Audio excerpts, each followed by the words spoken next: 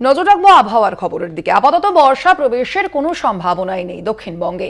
নির্ধারিত সময়ের পরেই দক্ষিণবঙ্গে বর্ষা। কলকাতা সহ সব জেলাতেই বজ্রবিদ্যুৎ সহ বৃষ্টির সম্ভাবনা রয়েছে। বৃষ্টির সঙ্গে বইবে ঝোড়ো হাওয়া। একদিকে যেমন বোঝাই যাচ্ছে যে তীব্র দাবদাহ, সেই দাবদাহ থেকে কিন্তু যথেষ্টই কিছু সময়ের জন্য সাময়িক মুক্তি পাবে রাজ্যবাসী, যেহেতু ইতিমধ্যে বৃষ্টির সম্ভাবনা রয়েছে জানানো হয়েছে আলিপুর আবহাওয়া দপ্তরের পক্ষ থেকে। তবে তার পাশাপাশি এই বিষয়টিও জানানো হয়েছে যে আপাতত বর্ষা প্রবেশের কোনো সম্ভাবনা নেই দক্ষিণবঙ্গে।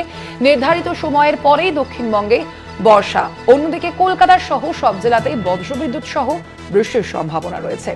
শাশ্বতী রায় প্রতিনিধি রয়েছেন ফোন লাইনে। শাশ্বতী, কি জানা যাচ্ছে আলিপুর আবহাওয়া দপ্তর সূত্রে? আপাতত বর্ষা আসার সম্ভাবনা দক্ষিণবঙ্গে অনেকটাই কম। হাওয়ার গতিবেগ এবং দক্ষিণবঙ্গের বর্তমান পরিস্থিতি যা একেবারেই দক্ষিণ পশ্চিম মৌসুমী বায়ুর জন্য অনুকূল নয়। তাই বর্ষা আসতে বেশ কিছুটা সময় লাগবে বলে মনে করছে আলিপুর আবহাওয়া দপ্তর।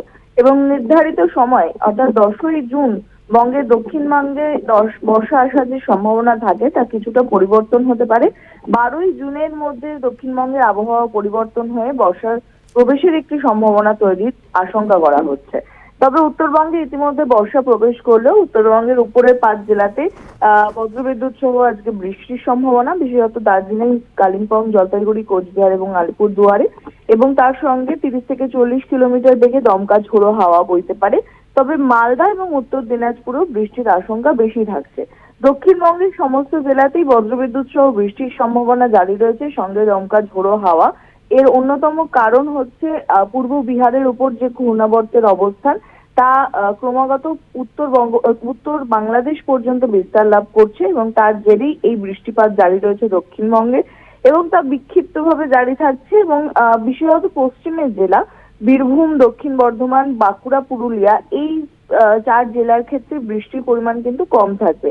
সেখানে তাপমাত্রার পারদ বেশ কিছুটা ঊর্ধ্বমুখী হওয়ার সম্ভাবনা রয়েছে এবং এই পশ্চিমী শুষ্ক বাতাসই দক্ষিণবঙ্গের মৌসুমী বায়ুর প্রবেশের বাধার অন্যতম কারণ হয়ে দাঁড়াচ্ছে।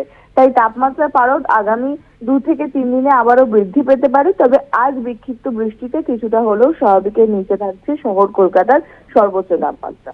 একবারে ধন্যবাদ তোমায়। আমরা কথা বলছিলাম, ফোন লাইনে ছিলেন প্রতিনিধি শাশ্বতী রায়।